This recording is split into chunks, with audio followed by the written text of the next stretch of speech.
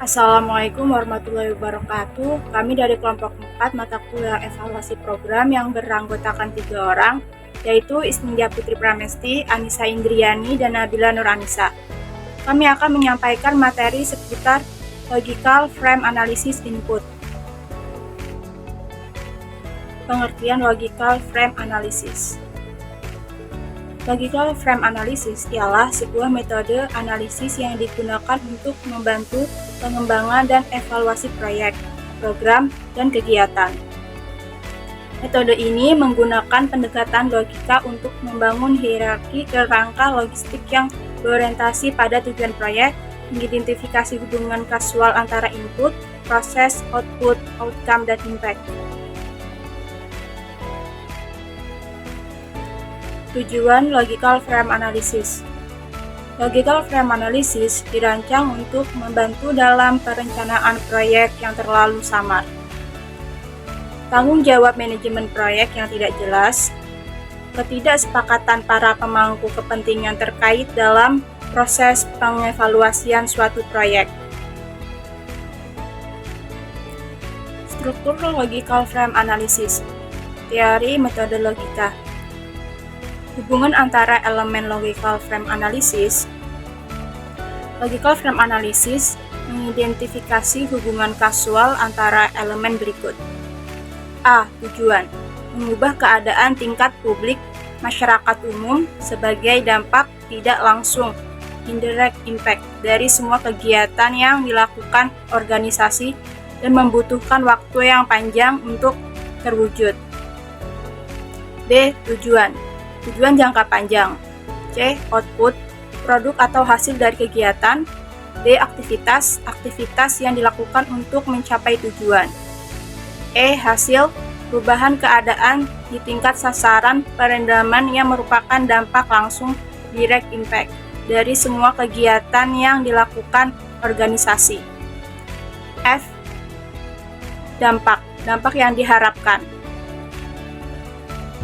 Peran pemangku kepentingan, stakeholder memiliki peran aktif dalam proses pengembangan dan evaluasi proyek atau program menggunakan LFA. Karena partisipasi pemangku kepentingan dan peran tujuan yang jelas dalam proyek atau program adalah salah satu aspek yang penting. Kegunaan LFA. Kegunaan LFA yang pertama yaitu perencanaan, yang kedua pemantauan, dan yang ketiga evaluasi.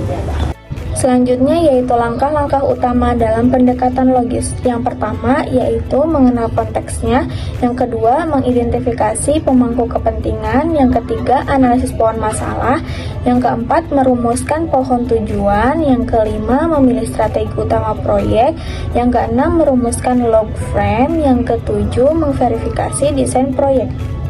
Penjelasan selanjutnya yaitu evaluasi hasil. Evaluasi hasil yaitu diarahkan pada evaluasi keseluruhan dampak dari suatu program terhadap penerima layanan. Evaluasi hasil terbagi menjadi 5. Yang pertama, evaluasi efisiensi, yaitu analisis hubungan antara pencapaian output dengan input atau rasio pencapaian output dengan populasi sasaran yang membutuhkan pelayanan. Yang kedua, yaitu evaluasi dampak dan keberlanjutan program adalah analisis hubungan antara dampak pelayanan yang positif dan negatif dibandingkan dengan outcome. Yang ketiga, evaluasi efektivitas, yaitu analisis hubungan antara output dengan outcome. Yang keempat, yaitu evaluasi tujuan, meliputi pengujian hubungan tingkat efisiensi dan efektivitas program. Yang terakhir, evaluasi kebijakan, yaitu mereview konsep kebijakan dan program strategi, merumuskan exit strategi dari perubahan kebijakan, dan merumuskan alternatif model pelayanan. Materi yang selanjutnya adalah model evaluasi.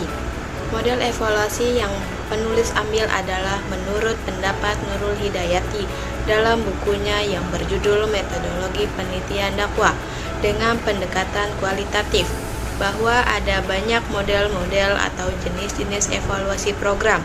Namun hanya beberapa model evaluasi yang diuraikan dalam penulisan skripsi ini, yaitu pelaksanaan evaluasi menurut Pitzer, Ramrail, dan Gibert dibagi menjadi 3 jenis tipe, yaitu Yang pertama, evaluasi input. Yang kedua, evaluasi proses. Dan yang ketiga, evaluasi hasil atau produk. Evaluasi input memfokuskan berbagai unsur yang masuk dalam pelaksanaan suatu program. Yang selanjutnya adalah 3 unsur utama dalam model evaluasi. Yang pertama yaitu evaluasi input. Evaluasi input ialah klien, staf, dan model serta program, sarana, atau fasilitas yang digunakan dalam pelaksanaan program. Yang kedua yaitu evaluasi proses. Evaluasi proses yaitu menurut Pitzer dan kawan-kawan memfokuskan diri pada aktivitas program yang melibatkan langsung antara klien dengan staf terdepan atau lion staff yang merupakan pusat dari pencapaian tujuan pada objektif program. Dan yang ketiga yaitu evaluasi hasil. Evaluasi hasil yaitu diarahkan pada evaluasi keseluruhan dampak atau overall impact ya dari suatu program terhadap penerima layanan. Yang selanjutnya yaitu desain evaluasi. Apa itu desain evaluasi? Desain evaluasi atau desain penelitian ialah rencana atau struktur penyelidikan yang disusun sedemikian rupa sehingga dapat memperoleh jawaban dari pertanyaan-pertanyaan di dalam penelitian.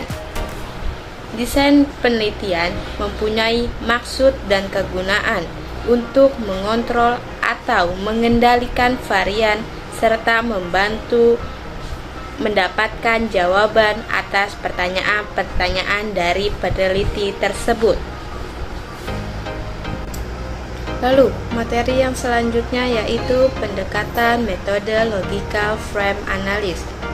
Pendekatan metode logical frame analysis yaitu pendekatan yang digunakan dalam rangka monitoring dan evaluasi yang merupakan metode standar yang digunakan secara internasional, yakni menggunakan analisis kerangka kerja logis atau logical framework analysis.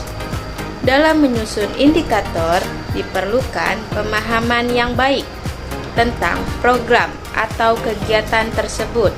Tujuannya, sumber daya yang tersedia, ruang lingkup kegiatan, dan saling hubungan yang terdapat di antara berbagai kegiatan tersebut yang dilaksanakan. Pendekatan analisis kerangka kerja logis terbagi menjadi 3 bagian, yaitu yang pertama ada indikator masukan atau input.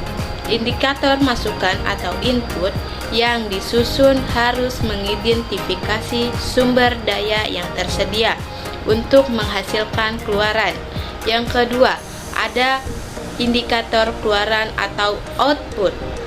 Indikator output digunakan untuk mengukur keluaran yang dihasilkan oleh suatu program atau kegiatan.